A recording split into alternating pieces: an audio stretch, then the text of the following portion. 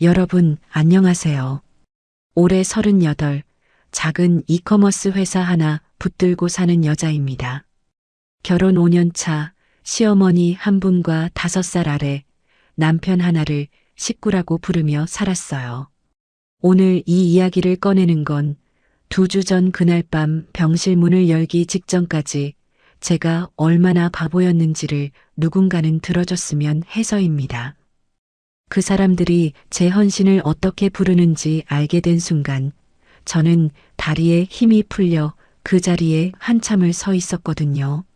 이야기 시작 전 저희 채널을 구독해 주시면 오늘 하루 큰 행운이 가득하시길 빌겠습니다. 오늘 이야기 시작합니다. 지금 저는 제 물류창고 사무실 바닥에 주저앉아 있습니다. 직원들 다 퇴근한 새벽, 컨베이어, 벨트도 멈춘 창고는 형광등 불빛만 시퍼렇게 떨어지고요. 5해 동안 이 안에서 박스를 쌓고 송장을 붙이고 새벽 5시 반 첫 차를 끊고 들어와 발이 부어 양말이 안 벗겨질 때까지 일했던 자리예요. 그런데 오늘 밤 이 자리에 앉아 있는 제 머릿속에는 2주 전 그 병실 풍경이 영화처럼 자꾸 돌아갑니다. 남편이 접촉사고로 입원했다는 연락을 받은 건 어느 화요일 오후였습니다. 별일 아니라 경추 염좌 진단이라고요. 그래도 큰 병원 1인실 특실로 넣었습니다. 그 사람 기죽으면 안 된다고 시어머니가 그 자리에서 못을 박았거든요. 우리 아들을 다인실에 눕히겠다는 거냐? 그런 좁고 시끄러운 데서 어떻게 자니? 1인실로 잡아. 아니, 특실로 잡아. 회사 일 하루 이틀 빠진다고 큰일 나니? 남편이 먼저지. 저는 그날도 새벽 5시 반에 창고로 나가 송장을 붙이고 거래처 미팅을 2건 돌고 저녁 8시가 다 되어서야 병실 문을 열었습니다. 손에는 마트에서 사온 갈비탕 도시락과 갈아입을 환자복이 들려 있었고요. 이제 왔어? 왜 이렇게 늦었어? 그 사람은 목보호대를 두른 채 전동 침대 머리를 잔뜩 세워두고 핸드폰만 들여다보고 있었어요. 게임 효과음이 병실을 가득 채우고 있었습니다. 저는 도시락을 내려놓고 침대 옆 의자에 앉아 운동화를 벗었습니다. 양말이 종아리에 찰싹 들러붙어 잘 안 벗겨지더라고요. 발이 퉁퉁 부어서요. 여보, 다리가 너무 부었어. 잠깐만 좀. 말이 채 끝나기도 전에 그 사람이 미간을 찌푸렸습니다. 아, 좀 이따가. 지금 말 걸지 마. 나 이 판 끝내야 돼. 꼭 이럴 때 말을 하네. 저는 그냥 말없이 제 종아리를 주무르기 시작했습니다. 부은 살 아래 핏줄이 욱신거렸지만 그게 그날 가장 아픈 곳은 아니었어요. 조금 있다 그 사람이 도시락 뚜껑을 열어보더니 한마디 던졌습니다. 또 갈비탕이야? 당신은 맨날 똑같은 것만 사오네. 병원 밥도 짜서 못 먹겠는데 이것도 별로야. 다음엔 좀 제대로 된 걸로 사와. 사람 먹을 만한 걸로. 알겠어. 다음엔 다른 걸로 사올게. 그 한마디 하고는 다시 다리를 주물렀습니다. 그날 점심도 걸은 거 그 사람은 묻지 않았습니다.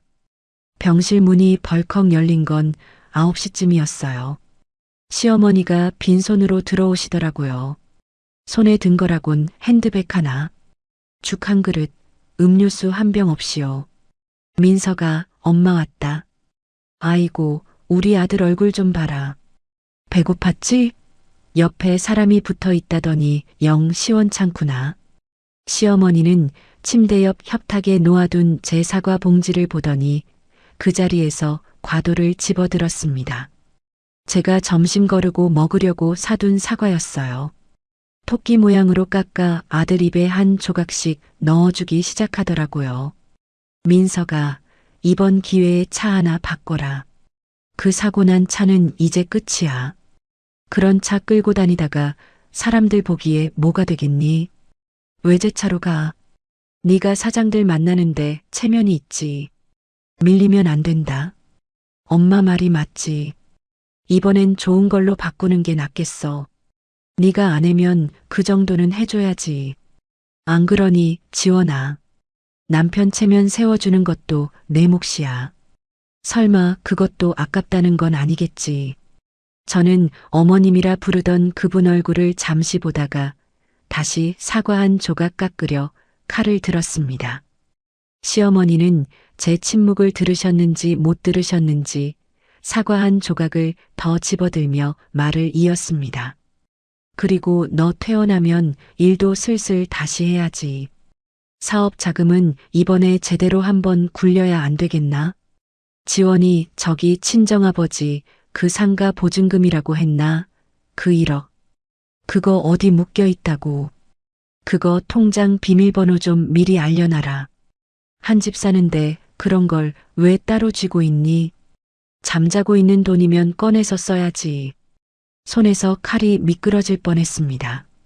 그 돈은 2해 전 친정아버지 돌아가시고 친정어머니가 자식들 셋한테 똑같이 나눠준 돈이었어요. 사업 종잣돈이 아니라 친정아버지가 마지막으로 제 손에 쥐어준 그 돈이요. 어머님, 그 돈은 제 친정아버지가 제게 남겨주신 유산입니다. 제가 지켜야 할 돈입니다. 아니, 그러니까 사위 사업 키우라고 주신 거 아니냐? 시집 왔으면 내 돈도 결국 우리 집 돈이야. 별걸 다 따로 챙기네.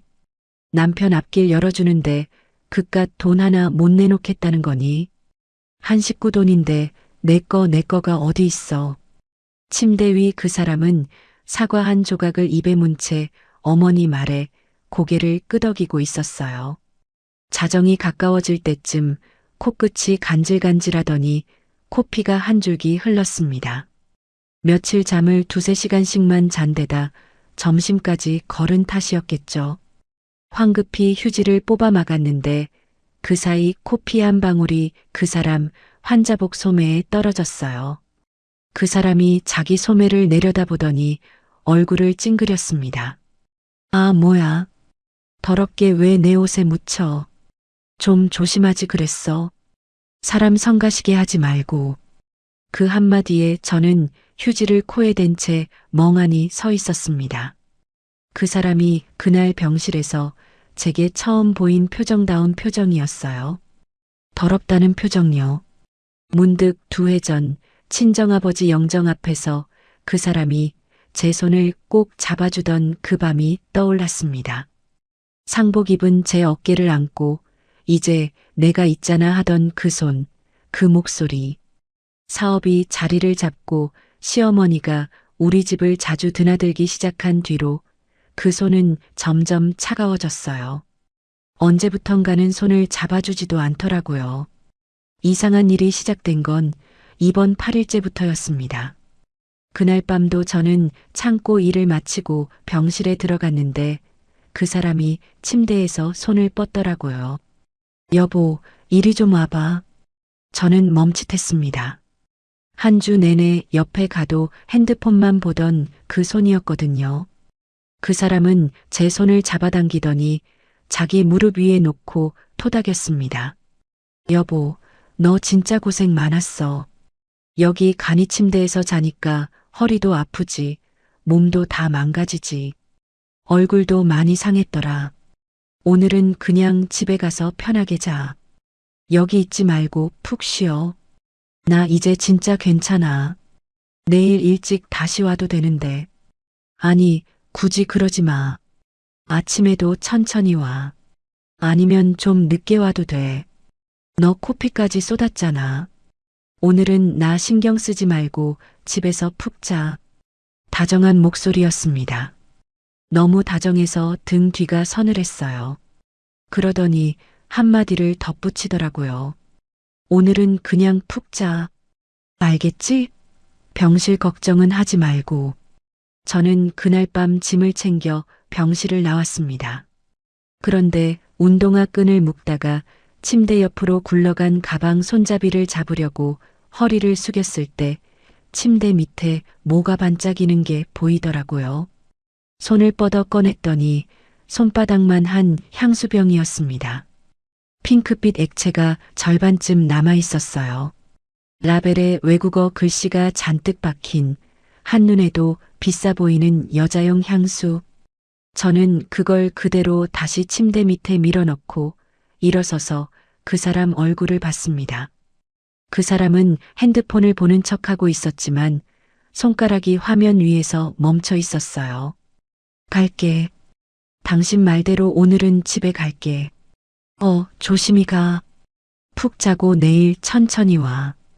병실 문을 닫고 나와 엘리베이터를 타기 전 저는 복도 끝 쓰레기통 옆에 잠시 멈춰 섰습니다.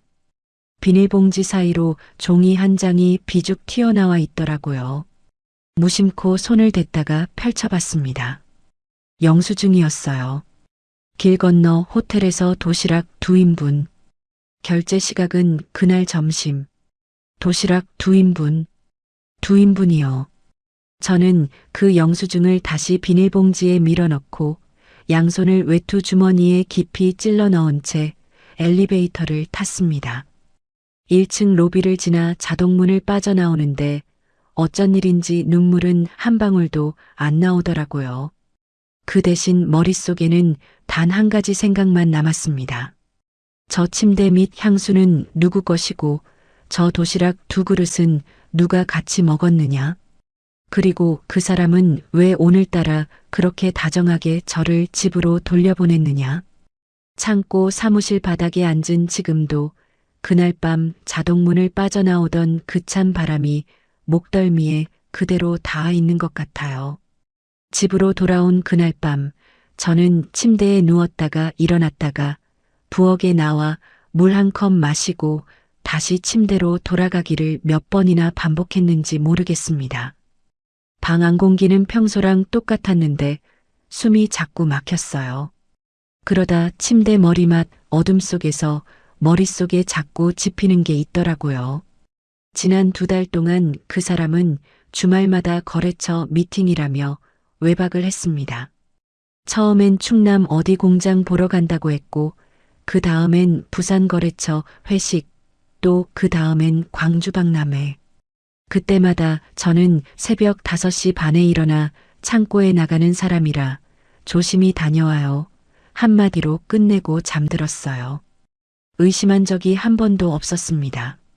거래처를 그렇게 부지런히 다니는 게 고맙기만 했거든요. 가만 생각해 보니 그 사람은 그 2달 사이 거래처 명함 한 장을 제 앞에 내민 적이 없었어요. 부산 회식 다음날 옷에서 풍기던 낯선 비누 냄새, 광주 박람회 다녀왔다며 사왔다던 마카롱 상자에 붙어있던 서울 상호명 스티커. 그때는 그냥 흘려보낸 것들이었습니다. 해가 떴을 때 저는 결국 잠을 못 잤어요. 평소처럼 새벽에 창고로 나갔습니다. 송장 붙이고 박스 포장하고 거래처 전화를 받는 동안에는 머리가 조금 가벼워지더라고요. 손이 움직이고 있는 동안에는 향수병도 도시락 영수증도 잠깐 비켜서 있었거든요. 오후 2시쯤이었어요. 박스 테이프를 끊고 있는데 핸드폰이 울렸습니다. 시어머니였어요. 지원아, 너 오늘 병원 안 와도 된다. 네. 우리 아들이 신신당부를 하더라고. 오늘은 와이프 절대 오지 말라 그래라. 자기가 좀 깊게 자야 된다고. 너도 어제 보니까 상태가 영 아니더라. 코피까지 쏟고. 오늘은 그냥 집에서 쉬어. 응? 네, 알겠어요. 그리고 지원아, 어제 그 얘기 말이다. 다는 아니고 5천만 원만이라도 먼저 민석이 계좌로 좀 싸줘라. 차 계약금도 걸어야 되고 사업 시작하면 운영자금이 어디 한두 푼이가. 사위가 길을 못 펴는데 며느리가 좀 도와줘야지. 박스 테이프 자르던 가위가 손에서 미끄러질 뻔했습니다. 어머님, 그 돈은. 아이고, 다 내놓으라는 것도 아니고 절반이잖니. 친정아버지도 사위 잘 되라고 주신 거지. 딸한테 끌어안고 있으라고 주셨겠나? 안 그래? 생각 좀 해볼게요. 생각은 무슨. 오늘 안에 보내라. 알았지? 전화를 끊고 한참을 송장 앞에 가만히 서 있었습니다. 그러다 핸드폰 화면을 켰는데 그제야 새벽에 들어온 카드 결제 문자 하나가 눈에 들어오더라고요. 가족카드 30만 원 와인바 상호. 결제 시각은 어젯밤 11시 12분. 저는 그 시각에 어디 있었더라 천천히 머릿속을 짚어봤어요. 어젯밤 11시 12분이면 저는 이미 집에 돌아와 거실불을 끄고 있을 시각이었습니다. 그 사람은 목보호대 두르고 특실에 누워 있어야 할 시각이고요. 가족카드는 결혼하고 얼마 안 됐을 때 그 사람이 용돈 쓰기 불편하다고 해서 만들어준 거였습니다. 그동안 한 달에 30, 40만 원 쓰는 정도라 별 신경을 안 썼어요. 그런데 그 자리에서 결제 내역을 쭉 내려봤더니 한 달 사이에 호텔 식당, 백화점 명품관, 와인바, 강남 어느 가게 영수증이 줄줄이 박혀 있더라고요. 거기엔 제가 들어본 적 없는 상호들도 섞여 있었습니다. 손이 식어가는 게 느껴졌어요. 저는 가위와 박스 테이프를 그 자리에 두고 사무실로 들어갔습니다. 책상 위에는 그 사람이 며칠 전 잠깐 제 가방에 넣어뒀던 태블릿이 그대로 있었어요. 집 와이파이에서 자동으로 동기화되는 우리 부부 공용 클라우드 계정이 깔린 태블릿이요. 화면을 켰습니다. 사진첩에는 제가 한 번도 본 적 없는 호텔 객실 사진들이 있었어요. 침대 위에 흩어진 와인 잔 2개, 누군가의 매니큐어 칠한 손, 핸드폰 카메라 너머로 비치는 어떤 여자의 어깨선. 얼굴은 잘려 있었지만 제 손이 아니라는 건 확실했습니다. 스크롤을 더 내렸어요. 메신저 백업 폴더에 시어머니랑 그 사람이 주고받은 대화 기록이 자동으로 올라와 있더라고요. 저는 그걸 한 줄 한 줄 읽기 시작했습니다. 아들, 그 어린애는 잘 돌아갔니? 며느리 눈치 못 채게 단속 잘해라. 엄마 걱정 마. 와이프 일에 미쳐서 아무것도 몰라. 그래도 조심해. 그 돈 받기 전까지는 절대 들키면 안 된다. 받고 나서 천천히 정리해도 늦지 않아. 알아, 엄마. 와이프 그거 미련해서 내 말이면 다 따라. 그래, 우리 아들 똑똑하다. 와이프 그거 어차피 너 없으면 못 사는 애야. 저는 태블릿 화면을 잠깐 끄고 의자 등받이에 머리를 기댔습니다. 천장 형광등이 어른어른하더라고요. 울지 않았어요. 정말 이상하게도 그 순간엔 눈물이 안 나더라고요. 그 대신 손끝이 자꾸 떨려서 책상 모서리를 한참 붙들고 있었습니다. 5분쯤 그러고 있다가 저는 자리에서 일어났습니다. 가방을 챙기고 마트에 들렀어요. 그 사람이 평소 가장 좋아하던 전복죽 한 그릇을 사고 일회용 보온 용기에 따뜻하게 옮겨 담고 뚜껑을 꼭 닫았습니다. 손이 떨리는데도 그 죽 한 그릇만큼은 흐트러지지 않게 챙겨야 한다는 생각이 들었어요. 그게 어떤 마음이었는지는 저도 잘 모르겠습니다. 그저 빈손으로는 못 가겠더라고요. 빈손으로 들어가면 그 자리에서 무너질 것 같아서요. 집에 잠깐 들렀습니다. 화장을 지우고 정장을 벗고 평소 창고에서 입는 회색 운동복으로 갈아입었어요. 머리는 모자 안으로 다 집어넣고 운동화 끈을 단단히 묶었습니다. 거울 속 제 얼굴은 화장기 하나 없이 핏기가 가셔 있었지만 눈만은 이상하게 또렷하더라고요. 밤 11시쯤 저는 제 차 대신 길에서 택시를 잡았습니다. 유림병원이요. 택시기사가 백미러로 한 번 저를 쳐다봤어요. 운동복 차림에 한밤중 큰 병원에 가는 여자가 흔치는 않았겠죠. 저는 창밖만 봤습니다. 가로등 불빛이 차창에 빨려 들어왔다 빠져나갔어요. 병원 1층 로비는 형광등 한 줄만 켜진 채 텅 비어 있었어요. 야간 데스크에 간호사 한 분이 졸고 있었고요. 저는 정문을 지나치고 측면 출입구로 돌아 들어갔습니다. 엘리베이터 표시등이 멀리서 깜빡이는 게 보였지만 그쪽으로 가지는 않았어요. 비상구 계단 쪽으로 방향을 틀었습니다. 특실병동은 7층이었습니다. 운동화 밑창이 계단 모서리에 닿는 소리가 어찌나 크게 들리던지 한 층씩 오르는 동안 제 숨소리만 자꾸 귓가에서 울리더라고요. 7층 비상구 문을 살짝 밀고 복도를 내다봤습니다. 복도는 어둑했어요.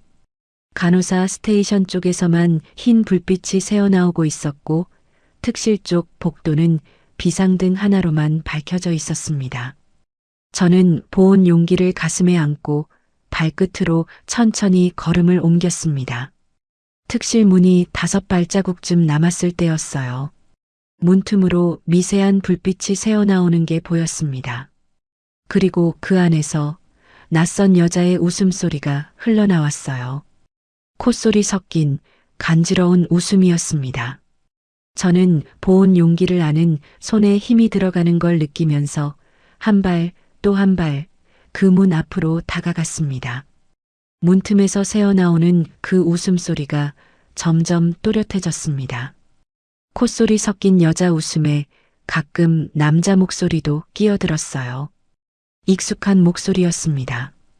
어제 저녁 다리 좀 주물러 달라는 제 말을 잘라먹던 그 목소리, 한 판만이라고 하던 그 목소리요. 저는 가슴팍에 보온 용기를 안은 채 문고리를 잡았습니다. 문을 활짝 열어버리면 그 안에서 나오는 게 무엇이든 영영 못 모를 거라는 그런 이상한 직감이 들었어요. 그래서 손바닥에 땀이 흥건한 채로 문을 10cm쯤만 살짝 밀었습니다. 문틈 사이로 보인 그 광경을 저는 평생 잊지 못할 거예요. 목보호대는 그 사람 베개 옆에 아무렇게나 던져져 있었습니다. 어제까지 목을 못 돌리겠다며 인상 쓰던 사람이 슬립 차림에 어떤 여자 위에 올라타듯 엉켜 누워 있더라고요. 그 넓은 전동 침대 위에서요. 옆 협탁엔 와인 잔 2개, 호텔 도시락 2그릇, 그리고 어제 침대 밑에 굴러다니던 그 핑크빛 향수병이 그대로 놓여 있었습니다. 여자는 저보다 한참 어려 보였어요. 30간 넘긴 정도. 화려한 화장에 긴 머리, 매니큐어 칠한 가는 손. 태블릿 사진 속에서 봤던 바로 그 손이었습니다. 그 여자가 그 사람 가슴을 손가락으로 천천히 쓸어내리면서 콧소리를 흘리며 말하더라고요. 오빠, 우리 언제까지 이렇게 숨어 다녀야 돼? 그 늙은 마누라랑은 도대체 언제 이혼할 거야? 심장이 멎는 것 같았습니다. 늙은 마누라. 그 여자는 저보다 6살이나 어렸어요. 그게 늙은 거라고 하면 늙은 거겠죠. 저는 문틈에 눈을 댄 채 그대로 굳어 있었습니다. 좀만 더 기다려, 자기야. 내가 다 계획 짜놨어. 그러니까 그 계획 좀 들어보자고. 응? 이번에 태어나면 일단 그 1억부터 빼낼 거야. 그건 시작에 불과해. 위자료에 사업 지분까지 다 합치면 수십억은 떨어진다고. 와이프 미련해서 내가 잘 구슬리면 도장 다 찍을 거야. 진짜? 그 사업까지? 당연하지. 그 사업 누구 명의겠어. 다 내가 옆에서 도와줘서 큰 건데. 이혼 도장 찍는 날 그 회사도 통째로 우리한테 넘어와. 자기가 사장 사모님하고 나는 회장님하고. 어때? 오빠 진짜 멋있다. 그 여자가 그 사람 뺨에 입을 맞췄어요. 그 사람은 어제 코피 한 방울에 미간 찌푸리던 그 표정은 어디 가고 입꼬리가 귀에 걸리도록 웃고 있었습니다. 저는 보온 용기를 안은 손에 힘이 들어가 손마디가 하얗게 변하는 걸 느꼈어요. 그 안에 전복죽이 아직 따뜻했습니다. 그 따뜻함이 손바닥을 타고 올라오는데 이상하게 가슴은 점점 차가워지더라고요. 그때 복도 끝에서 발소리가 들렸습니다. 누군가 비닐봉지를 달랑달랑 흔들면서 걸어오는 소리요. 저는 본능적으로 비상등 그늘 쪽으로 한 걸음 물러섰습니다. 시어머니였어요. 음료수가 든 비닐봉지를 들고 콧노래까지 흥얼거리면서 시어머니는 그 특실문 앞으로 다가오더라고요. 그러더니 노크도 없이 문을 살짝 더 밀고 안으로 들어갔습니다. 문이 더 열리는 바람에 저는 시야가 더 환해졌어요. 시어머니는 침대 위 그 광경을 보고 놀라지도 않았습니다. 손에 든 음료수 봉지를 협탁에 내려놓으면서 마치 부엌에 들어와 아들 간식 챙겨주는 사람처럼 자연스럽게 말하더라고요. 아이고, 너희 둘이 또 시작이가. 음료수만 두고 나갈 테니까 적당히 놀고 불 거라. 며느리 그 미련한 게 갑자기 들이닥칠지 누가 아노. 어제처럼 침대 밑에 물건 흘리지 말고. 그 여자가 까르르 웃었어요. 어머니, 안녕하세요. 그래. 너 오늘은 좀 일찍 들어가라. 저번처럼 새벽까지 있다 가면 간호사들 입에 오르내려. 네, 알겠어요. 아들, 그리고 너 통장 비밀번호 그거 며느리한테서 빨리 받아내라. 어머니가 알아본 가게 자리 있다고 안 하나. 차도 뽑고 가게도 알아봐야지. 알았어, 엄마. 내일 와이프 오면 적당히 구슬릴게. 우리 아들이 머리는 잘 돌아가.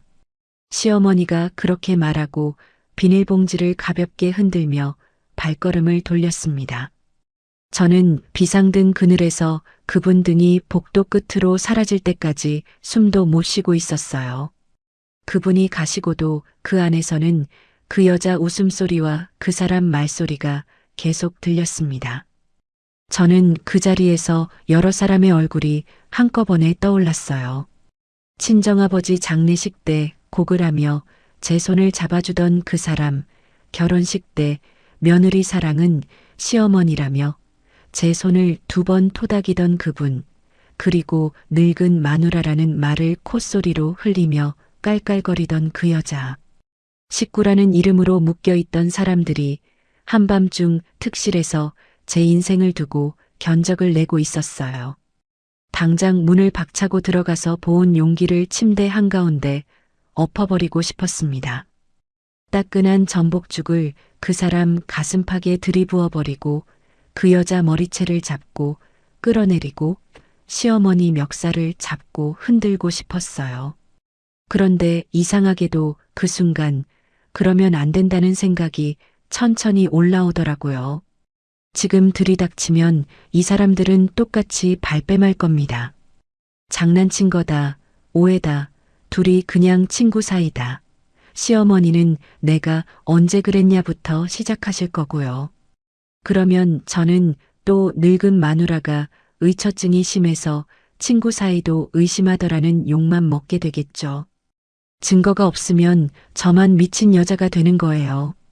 저는 입술을 꽉 깨물고 문고리를 잡은 손의 힘을 천천히 풀었습니다. 손이 떨려서 보온 용기가 한 번 출렁였어요. 그리고 다른 손으로 운동복 주머니에서 핸드폰을 꺼냈습니다. 무음으로 바꿔져 있는 걸 2번 확인했어요. 카메라 앱을 켜고 화면 밝기를 가장 낮게 내리고 동영상 버튼을 눌렀어요. 휴대폰 카메라를 문틈에 살짝 끼웠습니다. 녹화 시간이 흘러갔어요. 1분, 2분, 3분. 그 안에서는 그 여자가 그 사람에게 또 콧소리를 흘리고 있었고 그 사람은 이혼 서류 도장 찍는 날 어떻게 사업 명의를 자기 어머니 앞으로 돌릴 건지 신이 나서 떠들고 있었습니다. 그 미련한 게 도장 한 번 찍어주면 끝이야. 와이프 그거 어차피 나 없으면 못 살아. 같은 말들이 차곡차곡 핸드폰 안으로 들어갔어요.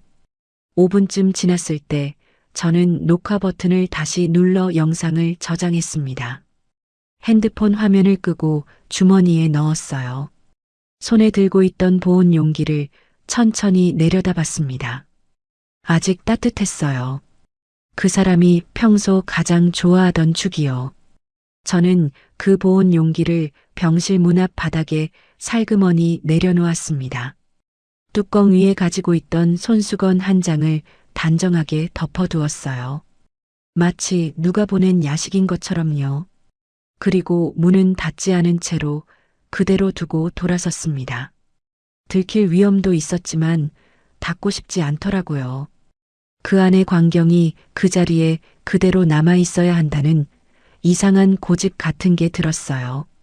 비상구 계단을 내려오는 동안 저는 단 한 번도 뒤를 돌아보지 않았습니다. 운동화 밑창이 시멘트 계단에 닿는 소리만 무겁게 울렸어요. 1층 자동문을 빠져나오는데 어쩐 일인지 저는 흐느끼지도 않았어요. 그저 보온 용기를 안고 있던 빈손이 천천히 식어가는 것만 느끼고 있었습니다. 택시를 잡지 않았어요. 그날 밤은 그냥 걸었습니다. 새벽 1시가 다 된 길거리에 사람은 거의 없었어요. 가로등 아래를 지날 때마다 제 그림자가 길게 늘어지더라고요. 머릿속에는 단 한 문장만 남아 있었습니다. 이제 저 세 사람을 한 사람씩 정리해야겠다. 집에 돌아온 건 새벽 1시 반쯤이었습니다. 현관문을 닫고 신발도 벗지 않은 채 그대로 식탁 앞에 주저앉았어요. 처음엔 멍하니 식탁 무늬만 들여다봤습니다. 그러다 어디서부터 새어나오는지 모를 흐느낌이 한 번 터지더라고요. 그 한 번을 누르고 나니까 그 다음부터는 식탁에 엎드린 채 어깨만 들썩이며 소리 없이 울게 됐어요. 그 긴 시간이었습니다. 새벽 5시 반에 일어나 그 사람 도시락 챙기고 창고로 나가던 시간.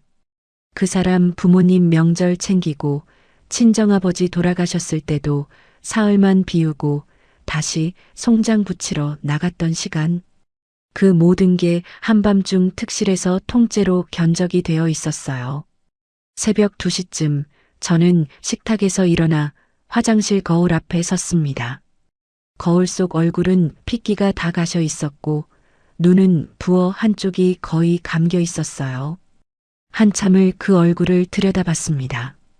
그러다 어느 순간 입속에서 한마디가 천천히 굴러 나오더라고요.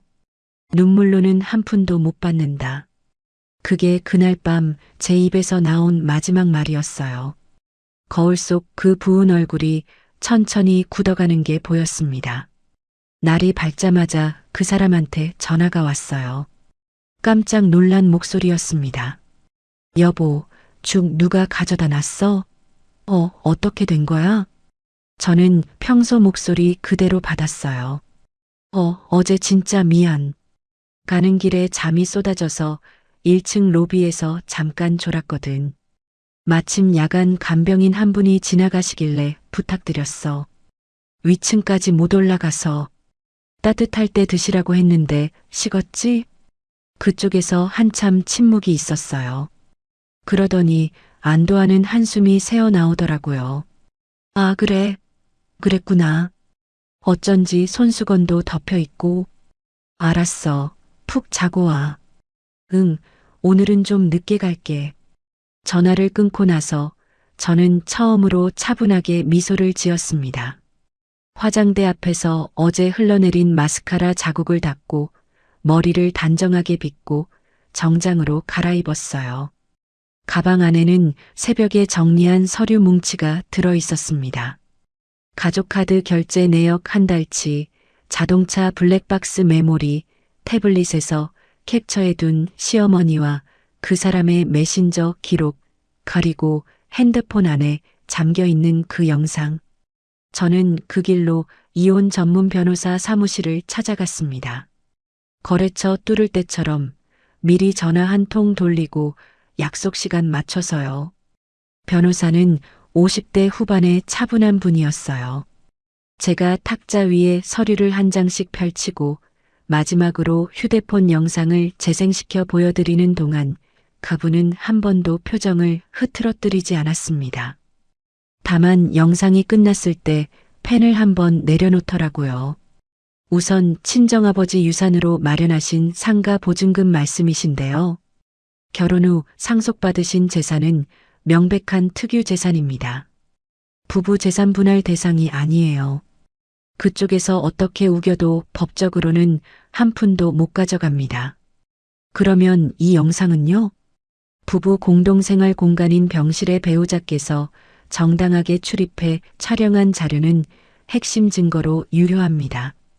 게다가 재산 편취를 사전 모의한 정황까지 그대로 잡혀 있어요. 위자료 청구뿐 아니라 사기죄 검토도 가능합니다. 상간녀는요? 저쪽 여자. 성명, 직장만 특정되면 상간자 위자료 청구도 들어갑니다. 저희 쪽 제휴조사관이 있으니 한 분 붙여드리겠습니다. 저는 그 자리에서 조사관 의뢰서에도 서명을 했어요. 며칠 안에 그 여자의 이름과 직장 정보가 정리되어 올라올 거라고 하더라고요. 그 변호사 사무실을 나오는 길에 저는 곧바로 은행으로 갔습니다. 제 명의로 된 통장 비밀번호를 전부 새 것으로 바꿨어요. 인터넷 뱅킹 보안카드도 재발급받았고요. 그 사람한테 발급해줬던 가족카드는 그 자리에서 전화 한 통으로 해지했습니다. 직원이 단번에 해지하시는 거 맞으시죠? 2번 물어보더라고요. 네, 단번에요. 그렇게 2번 답했어요. 상가 매각도 그날부터 부동산 2곳에 동시에 내놓았습니다. 매각 대금은 변호사 사무실을 통해 친정명의 신탁으로 묶어두기로 했고요. 손이 닿지 않는 곳에 단단히 묶어둬야 한다는 변호사 말씀에 저는 2번 고개를 끄덕였습니다. 3일쯤 지났을 때 조사관에게서 보고서가 올라왔어요. 그 여자 이름은 한세라. 강남에 있는 작은 갤러리에 다니는 32살이었고요. 흥미로운 건 그 다음 줄이었습니다. 그 여자는 그 사람을 부동산 임대업으로 한 달에 수천만 원씩 번다는 자산가로 알고 만나는 중이었어요. 그 사람이 그렇게 말하고 다녔다는 거예요. 웃음이 났습니다. 그 사람은 결혼 3년 차에 사업이 망한 뒤로 한 푼도 못 벌어온 백수였거든요. 그 여자나 저나 다른 거짓말에 속고 있었던 거예요. 같은 날 저녁 그 사람이 퇴원해서 집에 돌아왔습니다. 시어머니가 한 발 뒤에서 따라 들어오셨고요. 그 사람은 현관에 들어서자마자 옷장 문을 열고 짐을 꺼내기 시작하더라고요. 나 더는 못 살겠어. 너 그 억척스러운 거 진짜 질렸다. 이혼하자. 이혼? 그래, 이혼. 빨리 도장이나 찍어줘. 위자료는 절반은 받아야 되니까 그렇게 알아. 시어머니가 옆에서 거들었습니다. 지원아, 너 우리 아들 5년이나 옆에 데리고 있으면서 변변한 자식 하나 못 안겨준 거, 그것부터 따져야 안 되겠나? 이혼할 거면 친정에서 받은 그 1억, 그건 위자료 대신 내놓고 나가라. 우리 아들 데리고 사느라 너도 고생했지만 우리 아들도 너 데리고 사느라 못한 게 얼마나 많은데. 저는 그 자리에서 무릎이 한번 휘청했습니다. 그 휘청거림이 분노 때문인지 어이없음 때문인지 잘 모르겠더라고요. 그래도 표정은 무너뜨리지 않았어요. 알겠어요. 생각해 볼게요. 합의서 받아올게요. 그 한마디에 시어머니 입꼬리가 슬그머니 올라갔습니다. 그 사람도 그래, 빨리 진행해 하면서 짐을 다시 가방에 우겨 넣더라고요. 그날 저녁부터 그 사람은 핸드폰을 들고 외제차 매장을 검색하기 시작했어요. 그 여자한테서 전화가 오면 들떠서 받고 와이프 거의 다 넘어왔어. 곧 차 보러 가자. 같은 말을 거실 한복판에서 떠들어댔습니다. 저는 부엌에서 그 사람 등을 보며 식탁에 사기 그릇을 한 장씩 차분하게 내려놓았습니다. 그 사람은 자기가 게임에서 이긴 줄 알고 있었어요. 게임은 이제 막 시작이었거든요. 2달이 흘렀습니다. 그동안 저는 매일 아침 같은 식탁에서 그 사람한테 된장국을 끓여 차려주고 명품 카탈로그를 들여다보는 그 사람 옆에 앉아 차분히 외제차 사진을 함께 봐주기까지 했어요. 시어머니가 거의 매일 들러서 곧 결판 날 것 같으니 며느리는 짐 좀 알아봐라. 같은 말을 하실 때도 저는 슬픈 표정으로 고개만 끄덕였습니다. 그러는 사이에 저는 이혼 소장과 위자료 청구서, 상간자 위자료 소장, 가압류 신청서, 매각잔금 신탁 설정서, 가리고 그 영상의 사본을 차곡차곡 준비했어요. 모든 게 정리된 어느 금요일 오후 저는 세 사람에게 한꺼번에 문자를 보냈습니다. 오후 3시 제 창고 사무실로 와주세요. 합의서 정리하겠습니다. 문자를 읽은 그 사람은 들떠서 그 여자한테 전화를 걸더라고요. 두 사람은 외제차 매장 카탈로그까지 챙겨와서 함께 왔습니다. 3시 정각 사무실 문이 벌컥 열렸어요. 그 여자가 그 사람 팔짱을 끼고 시어머니가 한 발 뒤에서 따라 들어왔습니다. 세 사람 다 당당했어요. 앉으세요. 저는 자리를 권하지 않고 탁자 위에 놓인 서류 뭉치 쪽으로 손짓만 했습니다. 그 사람이 자리에 앉으려다가 그 위에 쌓인 서류를 보고 걸음을 멈추더라고요. 이게 다 뭐야? 저는 맨 위에 서류 한 장을 집어들었습니다. 가족카드 내역서요. 한 달 단위로 정리해놨어요. 호텔 식당, 와인바, 백화점 명품관, 강남 갤러리 근처 카페, 그 여자분 가방, 그 여자분 신발, 그 여자분 향수까지 다 여기 결제돼 있더라고요. 그 여자가 멍하니 그 사람을 쳐다봤습니다. 저는 한 장 한 장 그 자리에 흩뿌렸어요. 이거 결제한 카드 다 제 명의예요. 한 달 전에 해지했고요. 그 사람 얼굴이 단번에 굳었습니다. 여보, 이거 잠깐만요. 영상 먼저 보세요. 저는 사무실 벽에 걸려있던 모니터 전원을 켰습니다. 그날 밤 그 영상이 천천히 재생되기 시작했어요. 침대 위 두 사람의 모습, 그리고 음료수 봉지를 들고 들어오는 시어머니, 적당히 놀고 불 거라는 그 한마디, 그게 사무실 가득 차게 울렸습니다. 시어머니 얼굴이 흑빛으로 변하더라고요. 들고 있던 핸드백이 손에서 빠져 바닥에 툭 떨어졌어요. 그분이 무너지듯 의자에 주저앉으셨습니다. 이거 불법 촬영 아니냐? 이거 못 써. 증거 못 돼. 저는 옆에 있던 서류철에서 변호사 의견서를 한 장 빼서 그분 무릎 위에 살그머니 올려놨습니다. 부부 공동생활 공간에 배우자가 정당하게 출입해 촬영한 자료는 유효한 증거랍니다. 변호사님이 직접 쓰신 의견서예요. 그 안에 판례까지 다 있어요. 천천히 읽어보세요.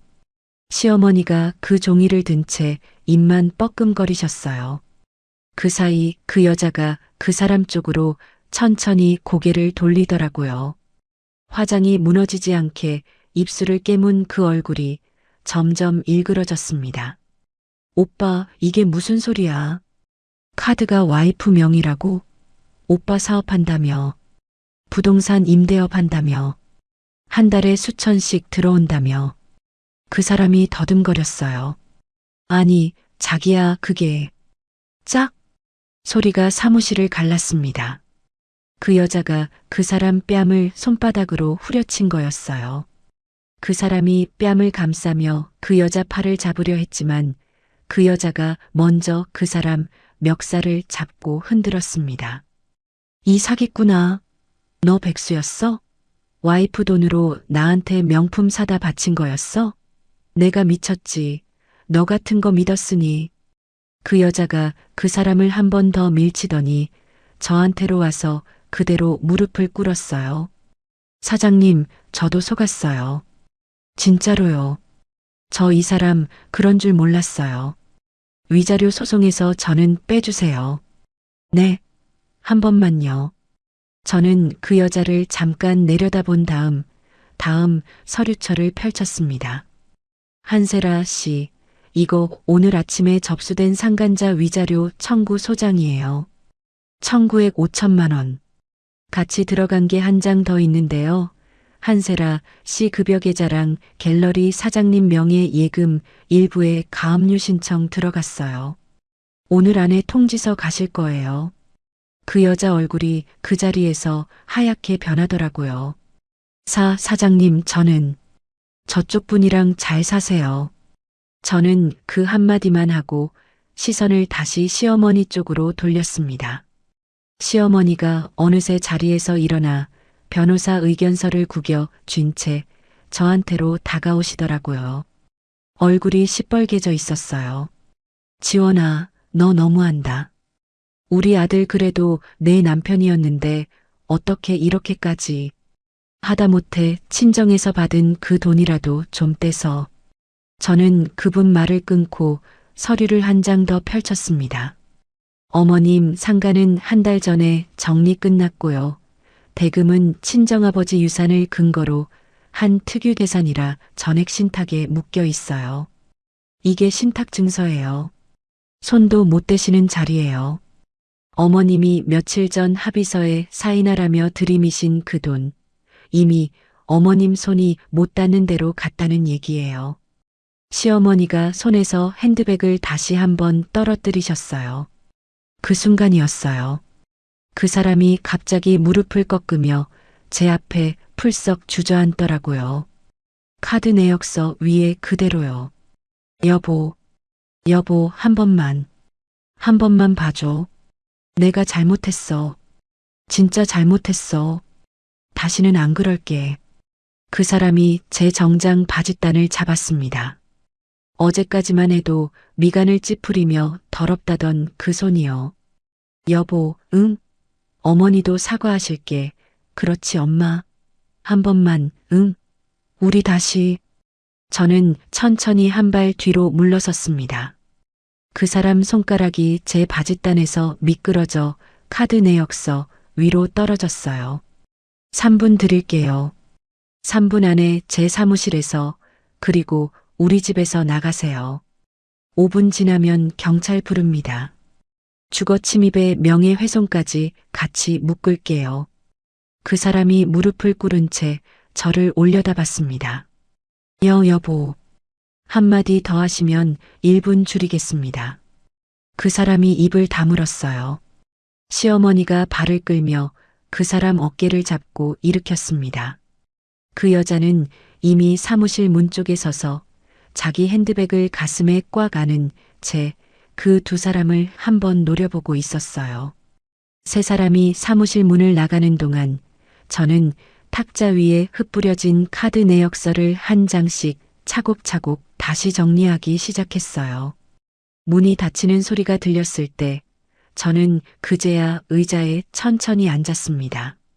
식어있는 손바닥을 마주 잡고 깊게 한번 숨을 내쉬었어요.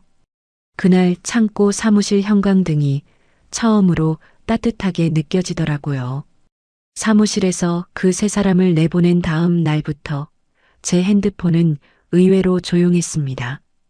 처음 며칠은 그 사람한테서 오는 부재중 통화 표시가 화면 가득 찼었어요.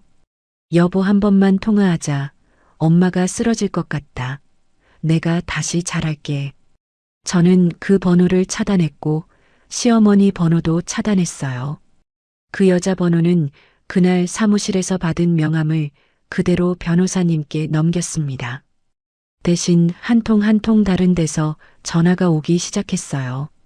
가장 먼저는 신혼 때부터 같은 빌라에 살던 아랫집 아주머니였습니다. 그 사람과 시어머니가 작은 봉지 2개 들고 여관 골목 안쪽으로 들어가는 걸 봤다고 들어가서 보니 거기가 한 달에 얼마 안 하는 여인숙 같은 데였다고요. 새댁, 자네 시어머니랑 신랑 양반이 그 안에서 편의점 도시락 까먹고 있더라고. 도시락도 가장 싼 거. 무슨 일 있어? 별일 아니에요, 이모님. 저는 별일 아니라고 했지만 별일이었어요. 가족카드 해지하던 날 직원이 2번 물어봤던 그 한 통의 전화가 그 사람과 시어머니의 삼시 세끼를 단번에 1,500원짜리 편의점 도시락으로 바꿔놓은 거였거든요. 그 다음 전화는 일주일쯤 뒤 그 여인숙 근처에서 분식집 하시는 다른 아주머니한테서 왔습니다. 그날 그 여인숙 골목에서 큰 소동이 났다고요. 어떤 젊은 여자가 빗자루를 들고 들어가더니 안에서 한참 동안 비명이랑 욕설이 들렸다고요. 결국 누가 신고를 해서 경찰차가 2대 왔고 그 여자가 끌려 나오면서 이 사기꾼, 내 인생 망친 사기꾼 하고 악을 썼다는 거예요. 신랑 양반은 그날 못 봤고 그 어머니란 분이 머리채 헝클어진 채로 나오는데 한쪽 슬리퍼가 벗겨져 있더다고. 슬리퍼 하나는 골목 끝에서 누가 주워다 줬어. 저는 전화를 끊고 한참 식탁에 앉아 있었습니다. 그 위자료가 그 여자한테 얼마나 큰 돈인지 보고서에서 봤던 그 여자 급여 명세서가 떠올랐어요. 갤러리 월급으로 그 돈을 메우려면 그 여자가 살던 오피스텔 보증금까지 통째로 빼야 한다고 변호사님이 말씀하셨거든요. 그 보증금을 빼게 만든 사람한테 빗자루가 가는 건 어쩌면 당연한 수순이었습니다. 며칠 뒤 변호사 사무실에서 연락이 왔어요. 그 여자가 그 사람을 사기죄로 고소했다고요. 자기는 그 사람을 자산가로 알고 만났는데 알고 보니 백수였다. 명품과 데이트 비용을 받았던 게 다 와이프 카드였다는 걸 알고서야 알았다. 그러니까 결혼을 미끼로 한 사기였다는 내용이었습니다. 변호사님 말씀이 위자료 소송이랑 별개로 진행되는 거라 그 사람은 양쪽에서 동시에 두들겨 맞게 생긴 거였어요. 이혼 재판이 잡힌 건 그로부터 한 달쯤 뒤였습니다. 재판정에 들어가던 날 저는 정장에 단정한 머리, 굽이 너무 높지 않은 구두를 신고 갔어요. 그 사람은 양복을 입고 왔는데 와이셔츠 깃이 누렇게 변색돼 있었습니다. 한 달 동안 빨래도 제대로 못한 게 그대로 보이더라고요. 시어머니는 따라오지 못하셨어요. 몸이 안 좋아 누워 계신다고 그 사람 변호인이 한 줄 끼워 넣었습니다. 판사가 서류를 쭉 훑고 나서 차분한 목소리로 말했어요. 피청구인의 재산 형성 기여도가 극히 미미하다고 판단됩니다. 재산분할 청구는 대부분 기각합니다. 더불어 피청구인의 명백한 유책 사유를 인정하여 피청구인은 청구인에게 위자료 5천만 원을 지급할 것을 명합니다. 그 사람이 자리에서 한 번 휘청했어요. 저는 한 번도 그 사람을 쳐다보지 않고 판결문 사본을 받아 가방에 넣고 그대로 법정을 나왔습니다. 복도 끝에서 그 사람이 자기 변호인 손에 매달리듯 끌려 나오는 모습을 잠깐 봤어요. 양복 어깨가 한쪽으로 기울어 있더라고요. 그날 이후 몇 주 동안 그 사람 소식은 띄엄띄엄 들어왔습니다. 위자료 마련하느라 막노동판에 나간다더라. 새벽 5시 반에 인력시장 앞에서 줄을 선다더라. 한 달에 손에 쥐는 돈이 얼마 안 되는데 그것도 다 압류로 빠져나간다더라. 시어머니는 그 여인숙 곰팡이 핀 벽에 등을 대고 누운 채 일어나지 못하신다고 했어요. 어느 날은 같은 골목 슈퍼주인 아주머니한테 가까스로 나와 라면 한 봉지를 외상으로 받아갔다는 얘기까지 흘러왔습니다. 아들은 새벽부터 일하러 나가서 어머니 밥 한 끼 못 챙긴다고요. 한때 외제차 하시던 그 입에서 며느리가 끓여주던 된장국이 그립다는 말이 나왔다는 얘기도 들렸어요. 그 골목 슈퍼 아주머니한테 그 며느리가 명절마다 용돈도 잘 챙겨주고 그랬는데 하면서 눈물을 흘리셨다고요. 저는 그 얘기를 듣고도 별다른 감정이 일지 않았습니다. 그저 식탁에 앉아 친정 어머니가 갖다 주신 호박전을 한 조각 입에 넣고 천천히 씹었어요. 마지막으로 들은 소식은 그로부터 한 달쯤 뒤였어요. 그 사람이 막노동 현장에서 발판을 헛디뎌 다리를 다쳤다고요. 큰 부상은 아닌데 깁스를 하고 한동안 일을 못 나간다고요. 입원도 못하고 응급실에서 처치만 받고 돌아왔다는 얘기였습니다. 그 사람이 그날 응급실 복도에서 한참을 혼자 의자에 앉아 있었다고요. 보호자 자리가 비어 있더라고요. 그 얘기를 전해 듣는데 머릿속에 그날 특실이 잠깐 떠올랐습니다. 전동 침대, 호텔 도시락, 향수병, 그리고 옆 의자에 앉아 부은 종아리를 주무르던 그 여자의 모습. 저요. 그 자리는 이제 비어 있었어요. 누가 그 자리에 앉아주지도, 누가 그 자리를 채워주지도 않을 거고요. 저는 핸드폰을 내려놓고 그날 저녁 친정 어머니께 전화를 걸었습니다. 엄마, 다음 주에 시간 좀 비워둬요. 같이 집 보러 갈 데가 있어. 수화기 너머에서 엄마가 작게 웃으시는 소리가 들렸어요. 식구라는 가면을 쓴 사람들이 차례차례 그 가면 무게에 짓눌려 가는 동안 저는 처음으로 가벼운 마음으로 새 집을 알아볼 준비를 하고 있었습니다. 이혼 판결로부터 한 해가 흘렀습니다. 사업 시작 후 38까지 정신없이 달려왔는데 한 해를 더 보내고 보니 어느새 39이 됐어요. 그리고 그 한 해 사이에 제 인생은 처음 보는 풍경 안으로 들어와 있더라고요. 오늘은 큰 백화점 본사 회의실에 앉아 있었습니다. 입점 계약서가 제 앞에 놓여 있었어요. 임원분이 자리에서 일어나 저한테 펜을 한 자루 건네주셨고 사진 기자 두 분이 카메라를 들고 한쪽에 서 있었습니다. 저는 펜을 받아들고 계약서 마지막 장에 차분하게 서명을 했어요. 앞으로 잘 부탁드립니다. 대표님. 잘 부탁드리겠습니다. 서명을 마치고 회의실을 나오는데 통유리창에 비친 제 모습이 잠깐 눈에 들어왔어요. 단정한 정장에 화장기 적당히 머리는 단정하게 묶고요. 그 옛날 새벽 5시 반에 양말이 종아리에 찰싹 들러붙도록 일하던 그 여자, 한밤중 운동복에 모자 눌러쓰고 비상구 계단을 오르던 그 여자, 코피 묻은 소매 보고 더럽다는 소리를 들어야 했던 그 여자. 그 여자들은 어디로 갔는지 거기에 없었어요. 그날 저녁 저는 한강이 내려다 보이는 새집 거실로 퇴근했습니다. 엘리베이터에서 내려 현관문을 여니까 부엌 쪽에서 된장 끓는 냄새가 났어요. 친정 어머니가 앞치마를 두르고 국자를 들고 서 계셨습니다. 저녁 뉴스 소리가 작게 깔려 있었고요. 왔니? 손 씻고 와. 네, 엄마. 저는 손을 씻고 식탁에 앉았어요. 어머니가 큰 그릇에 된장국을 한 그릇 떠다 주셨습니다. 호박, 두부, 청양고추 한 조각. 친정 어머니가 평생 끓이시던 그 맛이었어요. 엄마, 와인 한 잔 할래요? 아이고, 나는 됐다.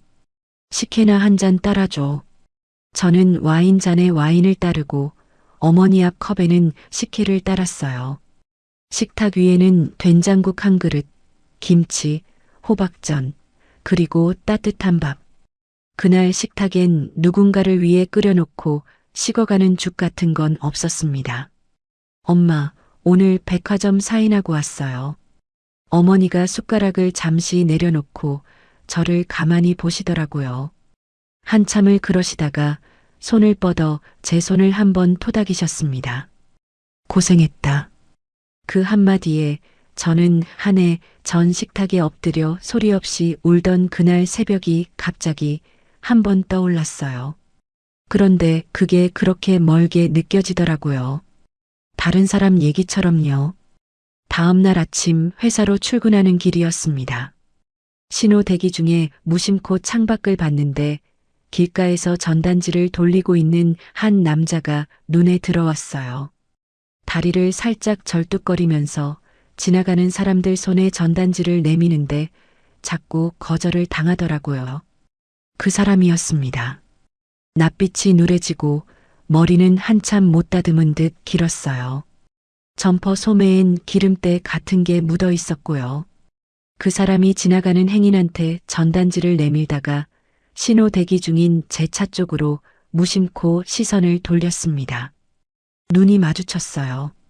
그 사람 얼굴이 그 자리에서 굳더라고요. 한 박자 늦게 자기 손에 들고 있던 전단지로 얼굴을 가렸어요. 그러더니 다리를 끌면서 골목 안쪽으로 황급히 들어가더라고요. 도망치는 사람의 뒷모습이었습니다. 저는 백미러로 그 뒷모습을 단 한 박자만 봤어요. 그 한 박자 동안 머릿속에 떠오른 건 3년 전 친정아버지 영정 앞에서 제 손을 잡아주던 그 사람 손이었습니다. 그 따뜻한 손은 어디로 갔을까? 라는 생각이 잠깐 스쳤어요. 그러고 나서 저는 창문을 천천히 올렸습니다. 신호가 바뀌었고 저는 가속 페달을 부드럽게 밟았어요. 백미러 속 그 골목이 천천히 멀어졌습니다. 회사 주차장에 차를 세우고 사옥 1층 로비로 들어서는데 직원들이 우르르 몰려 나오더라고요. 대표님, 축하드려요. 누군가 꽃다발을 안겨주고 누군가 박수를 치고 또 누군가는 핸드폰을 들고 사진을 찍었어요. 임원진은 회의실에서 따로 박수를 준비해 두셨고 막내 직원들은 입구에 풍선을 달아놨더라고요. 저는 꽃다발을 안은 채 2층 사무실로 올라갔습니다. 제 방 통유리창 너머로 처음 이 사업을 시작했던 그 첫 창고가 보였어요. 5년 전에는 박스 5개 쌓아두면 꽉 차던 작은 자리였는데 지금은 그 옆 건물 2동까지 다 제 회사 물류 창고가 되어 있었습니다. 저는 책상에 가방을 내려놓고 그 통유리창 앞에 한참을 서 있었어요. 한 해 전 그 어느 새벽 텅 빈 창고 바닥에 주저앉아 있던 제 모습이 그 유리창에 잠깐 비치는 것 같았습니다. 그 자리에 무릎을 모으고 앉아 있던 여자에게 지금 통유리창 앞에 서 있는 여자가 살그머니 손을 내미는 그림이 떠올랐어요. 자, 일어나자고요. 이제 그 창고는 누군가의 헌신을 등쳐먹는 자리가 아니라 한 사람이 자기 2발로 일어서서 운영하는 자리예요. 주인은 따로 있지 않고요. 저는 책상에 앉아 비서가 올려둔 새 프로젝트 기한서 첫 장을 천천히 넘겼습니다. 펜을 들고 결제란에 사인 하나를 차분하게 그었어요. 식구라는 이름으로 저를 올가매던 그 사람들은 이제 제 인생에 없습니다. 제 편은 단 2사람이에요. 끝까지 저를 믿어주신 친정어머니, 그리고 저 자신, 그 2사람과 그리고 제가 한 땀 한 땀 만들어온 이 능력. 그게 다였습니다. 그게 다면 충분했어요. 핸드폰이 한 번 울렸어요. 친정어머니였습니다. 오늘 저녁엔 뭐 먹고 싶니? 호박전 또 부쳐줄까? 엄마, 오늘은 내가 일찍 들어가서 같이 장 봐요. 엄마 좋아하시는 갈치도 한 손 사고. 그래라. 천천히 와. 전화를 끊고 저는 책상 위 기한서를 다시 한 장 넘겼습니다. 창밖으로 들어오는 햇빛이 종이 위에 가만히 내려앉았어요. 처음으로 누군가의 인정도, 누군가의 가족이라는 호칭도 필요하지 않은 아침이었습니다. 저는 천천히 깊게 한번 웃었어요. 인생톡톡 시청자 여러분, 끝까지 함께 해주셔서 고맙습니다. 가족이라는 이름이 누군가에겐 따뜻한 울타리지만 누군가에겐 평생 짊어진 짐이 되기도 하지요. 헌신은 사랑이어야 하지 당연한 의무가 되어선 안 됩니다.